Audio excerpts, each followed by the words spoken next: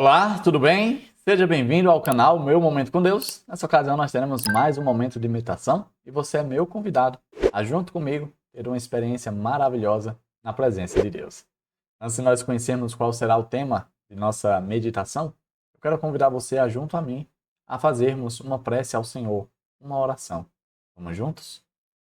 Senhor Deus que estás nos céus, a Ti toda a honra e toda a glória, porque o Senhor é infinito, o Senhor é o nosso Deus, o Senhor é o soberano de nossas vidas. O Senhor é o nosso Criador, o nosso Pai, o nosso Redentor. De fato, o nosso coração se alegra quando nos congregamos junto a Ti, quando nos aproximamos de Ti.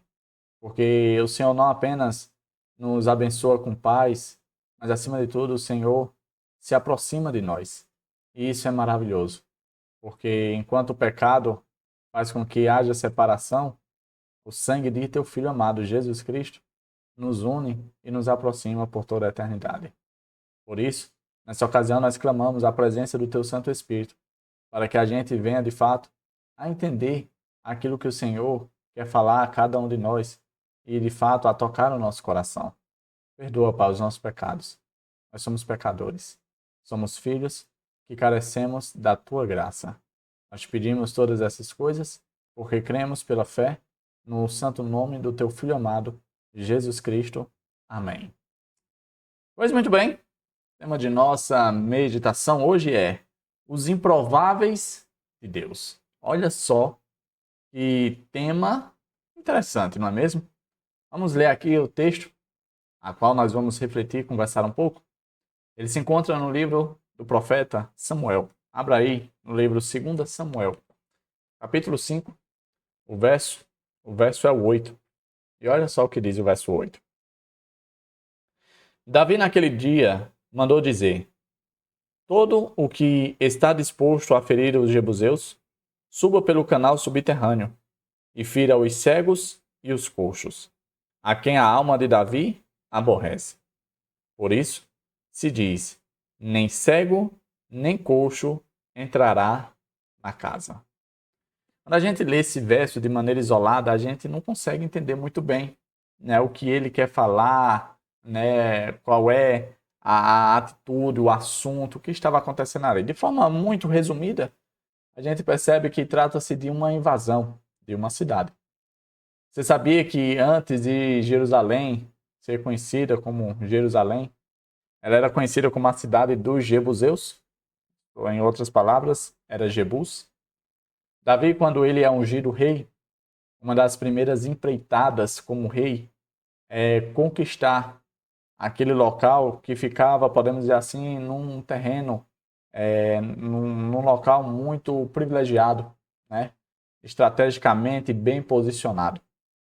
E ali ele convida aqueles que, vamos dizer assim, estava junto com ele, sonhando junto em conquistar aquele território. Só que dentro desse verso que a gente leu, tem uma parte que, podemos dizer assim, é interessante. Podemos dizer até um pouco peculiar. É a parte em que ele fala sobre os cegos e os coxos.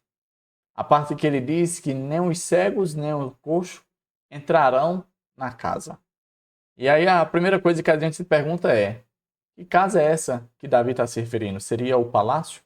Seria outra casa? Qual seria a casa? De acordo com a tradução judaica, eles acreditam que essa casa se entendia como o templo, né, o santuário. E de fato existia uma lei mosaica que falava que os cegos e os coxos não podiam se aproximar do templo. E aí a gente, refletindo sobre essa situação, a gente para pensar o quão, de certo modo, parecia ser opressor esse tipo de lei. Até que Jesus vem, cumpre-se ali a profecia messiânica do Filho de Deus encarnar e habitar entre os homens. E uma das coisas que Jesus faz ali em Jerusalém, no templo, é exatamente o contrário que Davi estava fazendo. Enquanto Davi estava repelindo, né, colocando ali uma ordem para que os coxos e os cegos não se aproximassem, não entrassem na casa, Jesus, do contrário, ele não apenas aproxima, mas ele realiza os dois únicos milagres que ele fez em Jerusalém. Na parte norte do templo, ele restaura ali os movimentos da pessoa do tanque de Betesda que estava coxo há muito tempo. Na parte sul, ele cura um cego ali no tanque de Siloé. E isso mostra, de fato, as intenções que Deus tem para com todos os moradores dessa terra. Enquanto alguns tentam te afastar de ter uma experiência extraordinária na presença de Deus, o próprio Deus, ele se aproxima com o desejo de transformar a minha e a tua vida. Com certeza, aquele homem que era coxo e aquele outro que era cego nunca mais foram os mesmos depois que eles tiveram um encontro com Jesus. E aquele local que antes os repelia, agora ficou marcado como lugar do encontro com Deus. Esse é o nosso Deus. Um Deus que não apenas contraria, mas que de maneira improvável age de forma que ninguém nunca esperaria. E aí a gente pensa, por que Deus no passado instituiu uma lei, por meio da lei de Moisés, que os cegos e os coxos não deveriam se aproximar? E por que no futuro o mesmo Deus que atuou no passado dando essa lei, ele meio que passa por cima dessa lei? A gente precisa entender esse aspecto para não achar que a Bíblia está se contradizendo, ou para não achar que o Deus do Antigo Testamento era um Deus diferente do Deus do Novo Testamento. O contexto do Antigo Testamento ele está, de certo modo, embasado sobre uma premissa de, vamos dizer assim, espécie de amuleto. Pois quando o rei de Jebus ficou sabendo que Davi estava querendo tomar a cidade, ele disse que Davi não entraria, não conquistaria, e que coxos e cegos seria suficiente para enfrentar e derrotar Davi. Isso tudo demonstrava a presunção que o rei tinha por estar numa localidade muito privilegiada estrategicamente. A cidade de Jebus era uma cidade vista como uma cidade impenetrável, pela sua posição bem destacada.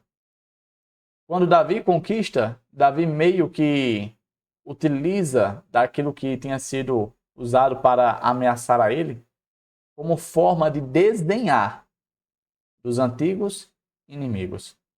Por isso que Davi disse que nem coxos nem cegos iriam entrar na casa.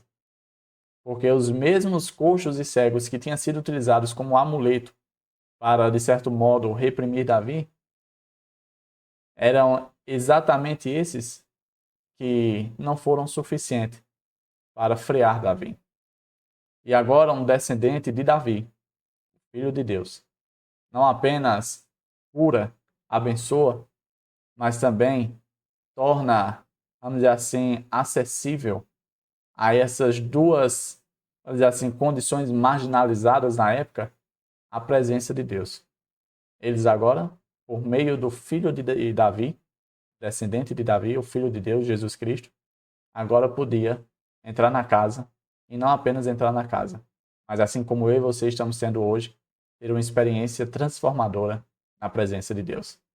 O nosso Deus, de fato, é um Deus improvável, pois ele consegue fazer aquilo que, quem sabe, ninguém nunca imaginou, simplesmente para fazer e tornar conhecido o tipo de Deus que ele deseja e que ele é para cada um de nós. Chegamos ao fim de mais um momento com Deus. Que o Papai do Céu continue a nos abençoar. E que os improváveis de Deus continuem a se revelar na minha e na sua vida. Para que dessa forma a gente não tenha uma visão estática do nosso Deus, mas a visão certa de que o nosso Deus, ele é o Deus que não apenas esteve disposto, mas continua a estar disposto a fazer o que for necessário para alcançar a mim e a você para salvar a mim e a você. Tá certo? O Papai do Céu te abençoe, te proteja de todo mal. Eu quero te ver aqui para a honra e glória de Deus, no próximo momento com Deus, no próximo momento de meditação. Tá bom? Até a próxima e tchau, tchau.